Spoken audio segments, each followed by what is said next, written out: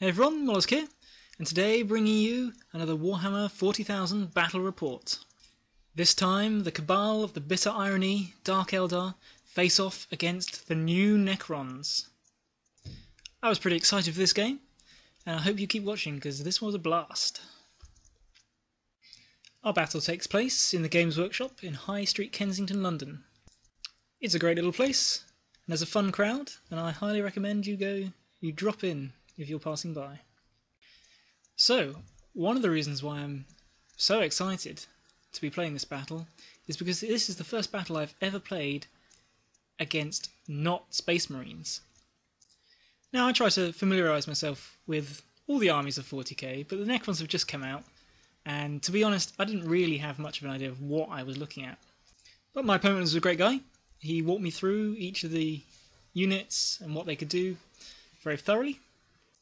And I promptly forgot one of the more important things, which was which one of his units ignores all the cover, and that might or might not be important later on. My opponent won the roll to choose the side, and he chose the side across from us, and I won the roll to deploy first, and get the first turn, which I chose to do. I figure the Dark Eldar are pretty fragile, and having that first turn to use all of your army at once is really quite valuable. The drawback is, of course, that your opponent can choose to set up to get the matchups that he wants, but of all the armies, I think the Dark Eldar really can roll with this drawback, as they've got the speed to reposition that you often need to do in such circumstances. So that's my reasoning for that. And basically we deployed as you see here. We're not doing night fighting, as both of us have night vision, thanks to his Warlord trait, and I rolled the dice to see if we'd have it anyway, and we didn't. So here's my centre. My Talos is pushing forward up the centre, trying to cause as much problems and perhaps draw fire as he can. The jet bikes are also central, and they're hoping to fly off around the flank and get into some squishy troops from the rear. And my racks in their radar are also in the centre, again, just trying to be a speed bump and cause some mischief. Over here on my left flank, from the right, we have my Ravager. Then just in front of this part of the building here, under the bridge, we have my Venom with their warriors and their blaster. Next we have my second Ravager, and then the Scourge, one unit of Scourge. The other unit I chose to deep strike, just because I didn't really know where he was going to deploy his tanks, and I wanted that flexibility. I wanted to be sure that I could get them in where I needed them to be. Next to them is the Raider with my HQ unit, and next to that is the Venom, again with Warriors and Blaster. Basically my idea is to set up a fire base here using the cover, and I kind of expected him to deploy similarly more in the cover than he actually eventually did, and then I wanted to use the models in the centre to either draw him out into the open ground or swing round to a flank. So that was the battle plan. And that dice, that golden dice there, is our objective for our half. And my opponent deployed like so. From the left, he's got his Ghost Arc with the Necron Warriors behind that city building. Next to that, he's got the Annihilation Barge. Screening that, he's got his large unit of Wraiths, and I'm looking at that thinking that's going to be a pain in the arse. Behind them is the Canoptic Spider in the grey. Behind that, and at the rear of his line, are the Immortals. In front of them are the Lich Guard with his Warlord and the special character. And I was to learn that they are fairly tough. In the rooms to the right, there's the 5 Tomb Blades, and his Night Scythe is waiting in reserve.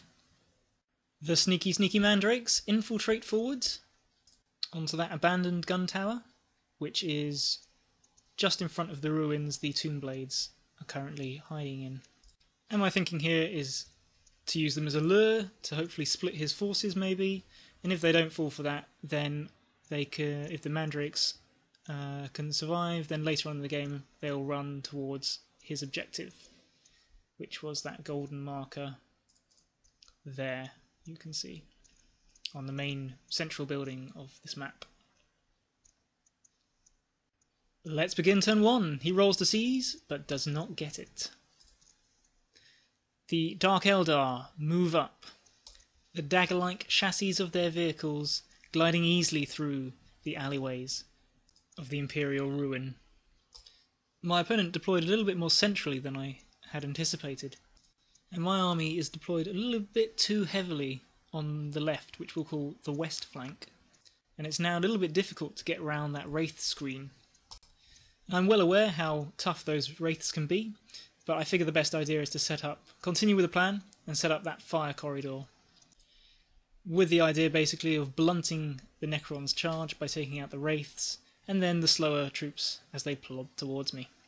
And I've got a good amount of firepower that I think I can probably do that with it.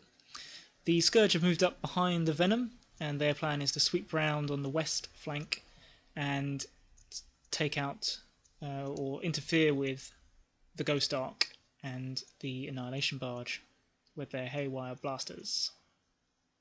And this is the centre. The Talos and the Rack Raider have moved up using the building as a shield, basically positioning to intercept as the bulk of his army starts to get out of that building and be a road bump for my the bulk of my Kabal and its shooting. My Reavers, which you can probably just see on there, swing out far to the east flank, with the idea that they're going to get behind the Necron lines and hopefully tangle with the Immortals or Tomb Blades with their double cluster caltrops, and I'm looking forward to that. I'm also trying to draw more of his forces out to the east and away from my fire base in the west, so that I have even more time to take the units on individually. I'm not really sure what to do with my HQ unit of Incubi and Succubus, which is currently behind this walkway on the... what was it? West. I don't really want them in with the Wraiths or the Necron HQ unit. They're not going to do anything to the Spider, and they can't really get the Necron warriors out of that Ghost Ark. So I figure I'm going to send them out east and try to do the same thing as I'm trying to do with the Reaver jet bikes. And there's another shot of how that looks. The Dark Eldar shooting phase begins. 2 Venoms, 1 Ravager, and a Raider with a disintegrator cannon open up with a salvo of focused fire on the Wraiths. That's what, 36 shots? I roll like suck, and my opponent rolls like a pro. We end up killing that one Wraith with the dice in front of it. And they haven't even got their reanimation protocol special thing from the Spider yet. So yeah, not too happy with that. One of the Ravagers can see the Lich Guard through that gap, and I decide to take my chance while they're not being Wraith screened. And I think I did do a decent amount of hits, and he makes all of his reanimation protocol saves. I think it was 4 or 5. The man knows how to roll dice. Over to the east, the Talos sprays the Tomb Blades with a salvo from its tail, sending one spiralling into the rocks as a potent digital virus overwhelms its firewall. The Mandrakes contribute by illuminating the place with their snot bogies of doom, which just patter off the 3-up save of the Tomb Blades. But that's fine, it's not like we expect that much from them anyway. And there, I think, is the shot that killed that Wraith eventually. Looked like it came from the disintegrator on the Raider. And then my Warlord's Raider uses its Aether Cells to boost up between the Rack Raider and the Talos, and they're chilling out there. And here's the Reavers streaking up the field to get in on the west flank of the Necron line. Maybe a bit early to pull that ploy, but I figure we've got a 3-up cover save and Splinter Mind, so we should be able to hold those Necron skimmers up for a turn or two maybe. Having seen the worst the Dark Eldar can do, the Necrons stroll forward with impunity. The Ghost Ark drifts up over the building. The Wraiths slither forward, or whatever they do.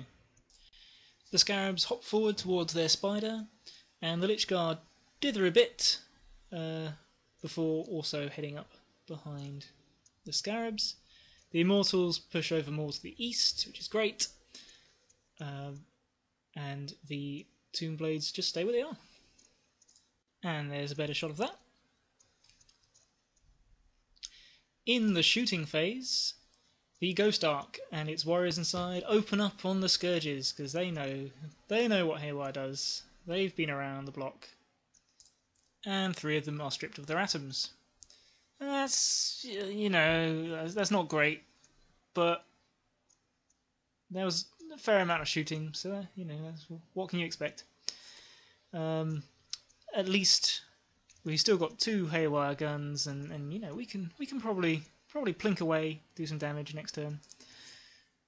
Or not, as I fail my morale test and they run away.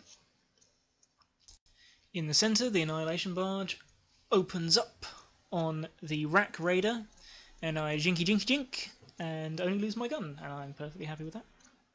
Over to the east, the Tomb Blades notice the shadowy shapes of the Reavers flitting around the red munitions building.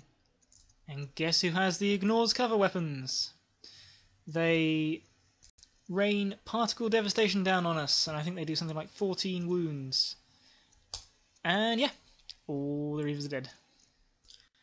Yep, bad play on my part there, and my opponent was just like, thank you for the points. If I was to do this again, I would probably hold them back and zip them forward maybe turn 3 or 4. Perhaps even later, turn 5, but not turn 1. Hide them behind the building until they can really get into position to strike. So you live and learn. Alright, turn 2. Let's see if we can do a bit better. The Scourge arrive from Deep Strike and scatter right there. In the perfect position. Good birdies. The other Scourge, however, failed to rally and run off the table. Bad birdies. On the eastern front, I debate moving my Mandrakes forward for the objective, but think it's too soon, and so leave them where they are. The Succubus's Raider jumps over the building. Now that the Reavers are gone, I'm going to use them to get into the back lines. And the plan is to Aether Sail boost around the back of those ruins, far enough away that the Lich Guard won't be able to charge. I'm fairly sure we can take down those Immortals and the perhaps the Tomb Blade as well in a couple of turns. And if the Lich Guard want to turn back and deal with that, great. While we're on this picture, we'll talk shooting. The Mandrakes threw their green bogies of doom at the Tomb Blades, and I've got to say, I was astounded. I must have rolled really well, and my opponent must have rolled terribly, because they killed all but 1 of the Tomb Blades. Just wow. But he passed his morale check, so that was all fine. Now, I thought my plan for my HQ unit was fairly good. I liked that plan. Unfortunately, I left moving the Raider until a little bit later in the shooting phase. And essentially I forgot about it. Not the Raider, I forgot about the plan, and I just ended up taking a pot shot with the Dark Lance at the Annihilation Barge, which did nothing. And so my HQ unit is sat there right in front of his really, really horrible Lich Guard. I am such an idiot. Back over to the west, the Wraiths are still giving me problems. 2 Venoms and their crew, 2 Ravagers, both Racks with their liquefier guns, and my Talos with its liquefier gun and twin-linked splinter cannons fire into the Wraiths. And it's just not enough. they're too fast and killy for me to just leave them, and I haven't really got anything to bait them other than my racks, which I'm trying to get into the spider because they've got poisoned weapons.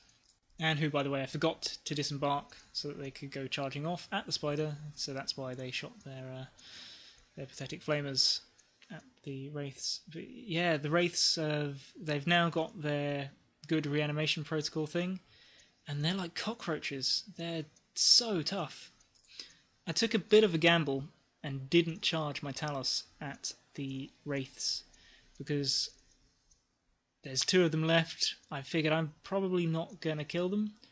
The Talos doesn't have as many attacks as it once did, or once could get, and I basically thought I was fairly likely to lose it, or at least have it horribly damaged, and I hoped that my opponent would go and take the Raider, and hopefully that some of the racks would survive that, and so basically I was kind of hoping he'd do that. If not, and they charge the Talos, then I can get the racks away into the spiders, and at least I've drawn the wraiths a little bit, a couple of inches away from my objective, which I'm trying to protect. Over here, the Scourge let me down badly.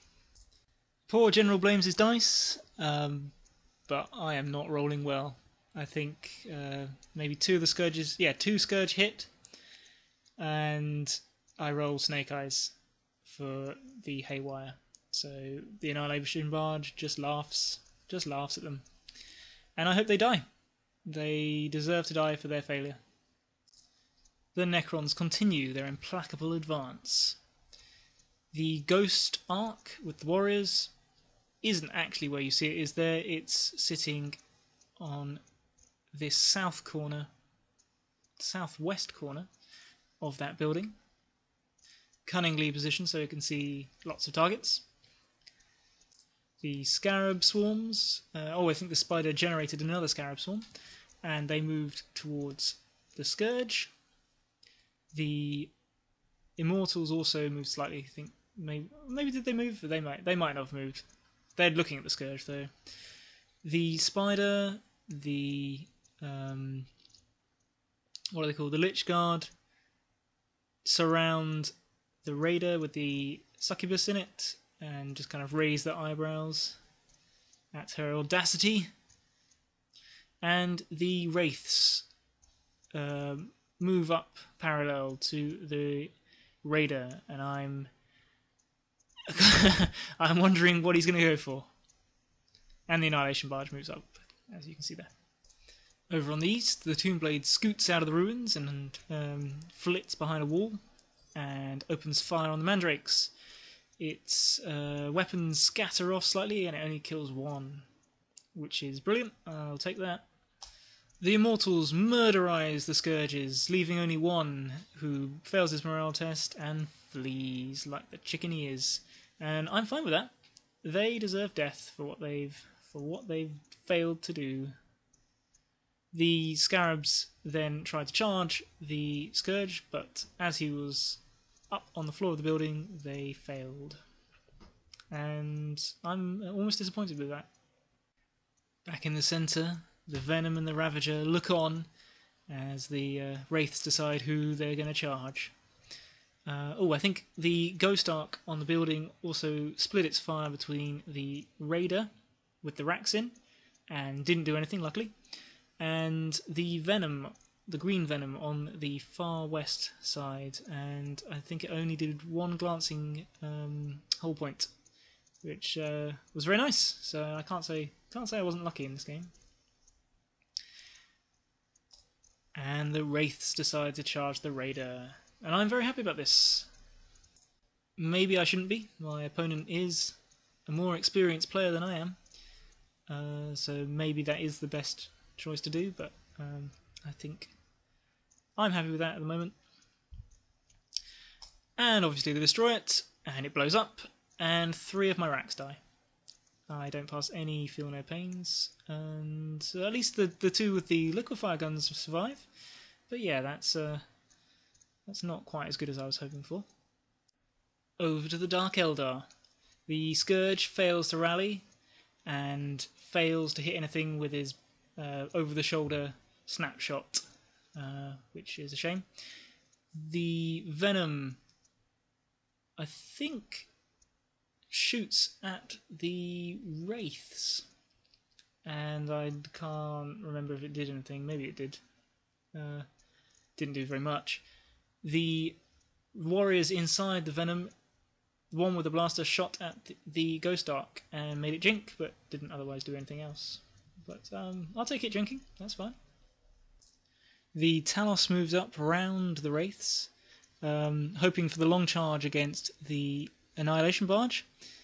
If by some miracle the rest of the army managed to kill the Wraiths, but I'm fairly sure that's not going to happen, so I'm pretty resigned to having to go in there and finish things off with the Talos and kill those Wraiths. The Racks, the surviving Racks, shuffle into the building and fire their liquid fire guns out at the Wraiths and do nothing. I'm rolling really good on my AP rolls. It's like 1s and 2s, but they just don't care. I think the 2 Venoms and 2 Ravagers, maybe? No, 2 Venoms and a Ravager fire into the Wraiths, and it looks like they get one. And possibly wound another one, I can't tell. But yeah, that's about all I can expect, really. I think the other Ravager was jinking, and so I just decided to try to maneuver it round the corner. I think I did that in this turn. So as the Wraiths clearly aren't dead, I fire everything at it from the Talos, and it still survives. There we go, that's what that looks like. So I did move the Ravagers. I think the Red Sail Ravager boosted over to that, into those ruins, and the Blue Sail Ravager shuffled up, and that was the one that shot at the Wraiths. So I know my HQ is dead, and my plan is to get the Ravagers into position to get some good shooting off on the Lich Guard, and so their sacrifice won't be in vain. And here we go, the combat. The Succubus fires her pistol, and I think hits, and I think wounds, and the whatever he's called, the Warlord, the Necron Warlord Lord, just laughs off that shot, and we charge on to glory. The I think the Spider and the Lich Guard easily destroyed the Raider in their last turn, and one of the Incubi died to the explosion, which was, that's pretty good.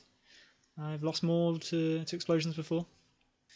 The Succubus, Illyria, makes a desperate challenge to the Necron Warlord, who's like, "Nah, mate, you got no class, love," and declines. Boo, hiss. Spurned, Illyria fights like the crazed, drugged-up wildcat that she is, and decapitates one of the Lich Guard. In support, the Incubi add their 12 Strength 4 AP2 attacks. They do 1 wound, and the guy just reanimates.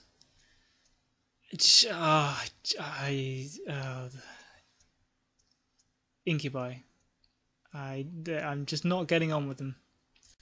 The Liches strike back and do a butt ton of wounds. I think it was something like 7. Illyria bravely tries to take them all.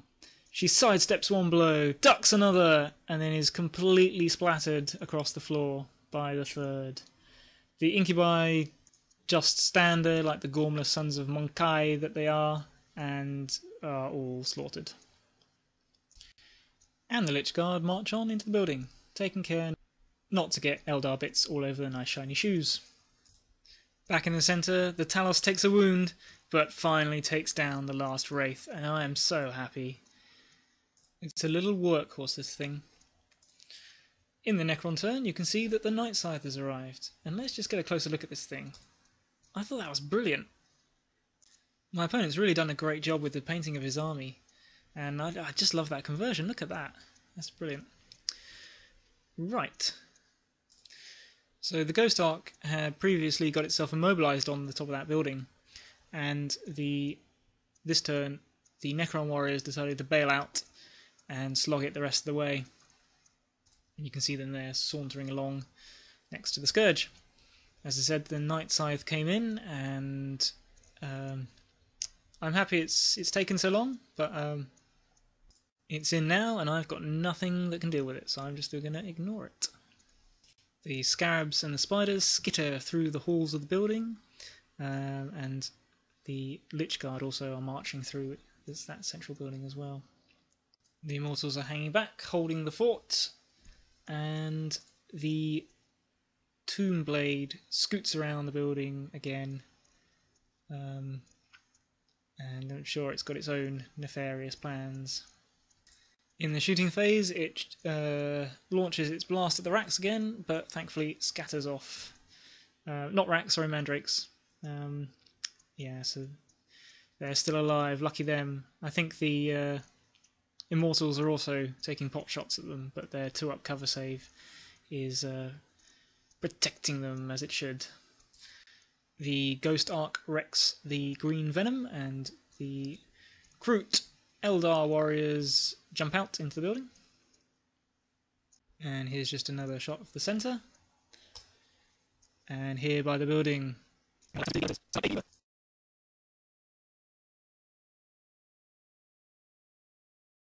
Can you hear something? Ugh. They get squished by the charging Lich Guard. They overwatch with their liquefier guns and do 6 wounds, which was amazing, and every single save was passed. But I think they wound on 6s, so what can you expect? And now the Talos is the sole survivor of the centre, holding its ground against the implacable advance of the Phalanx.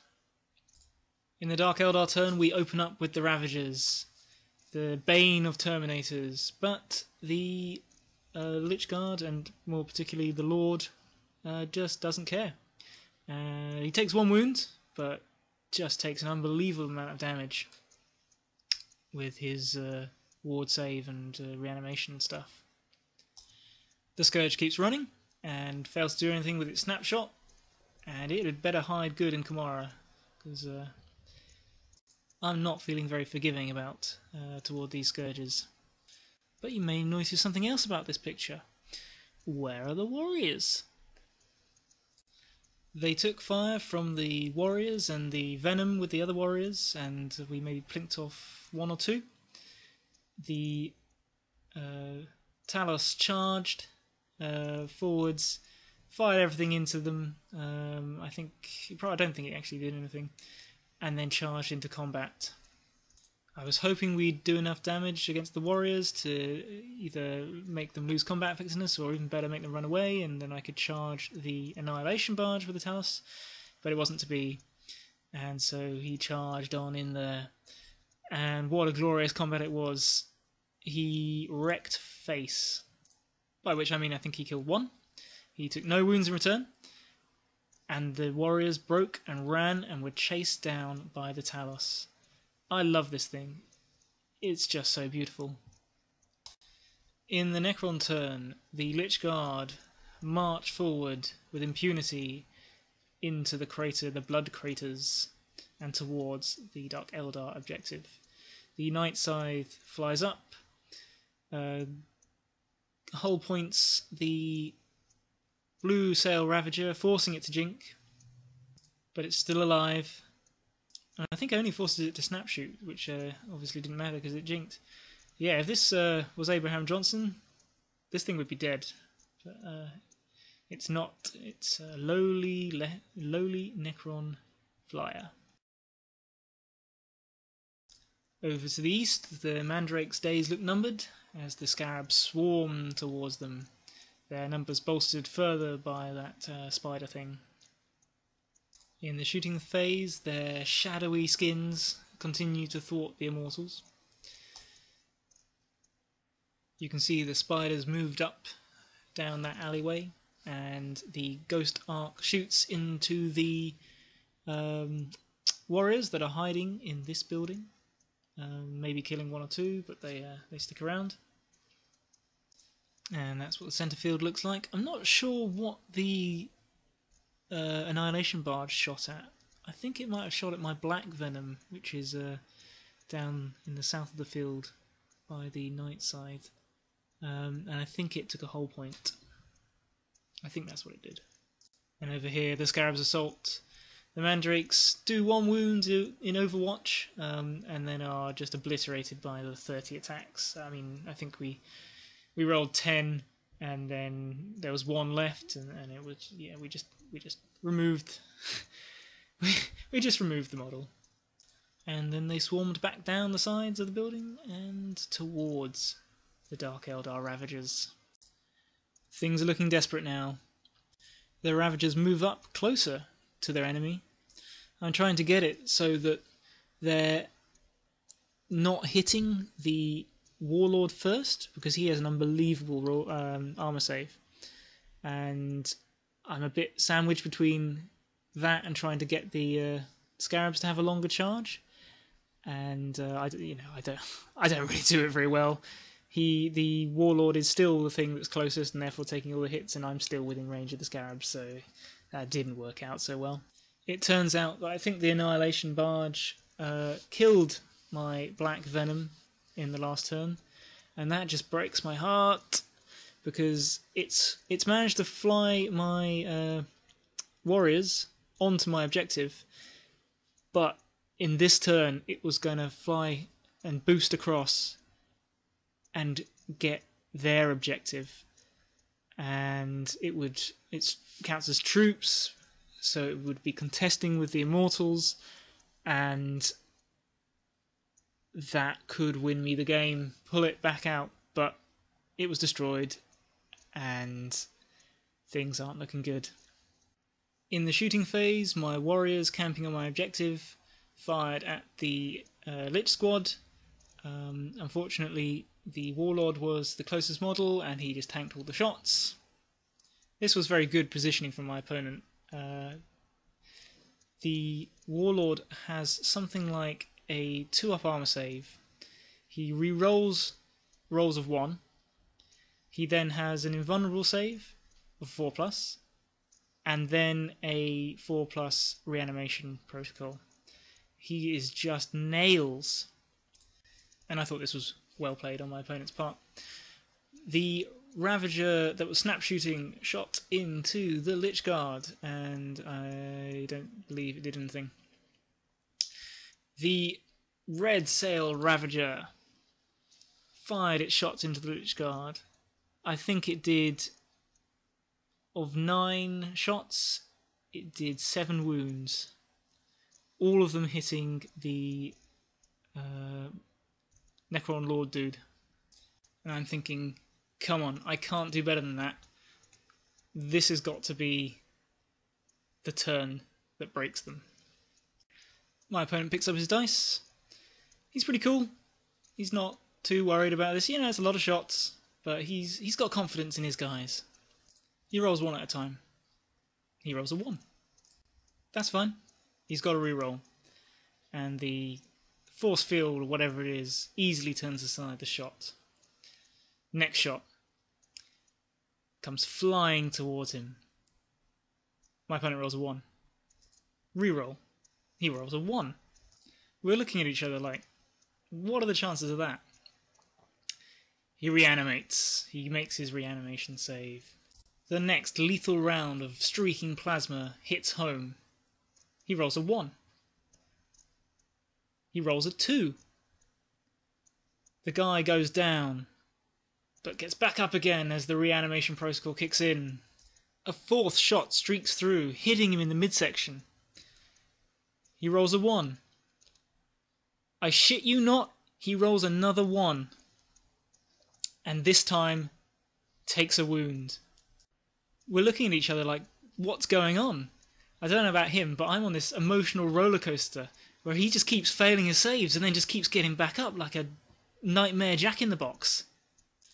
Seeing their leader wounded, his Lich bodyguard spring forwards, shouting something like, "Look out, sir!"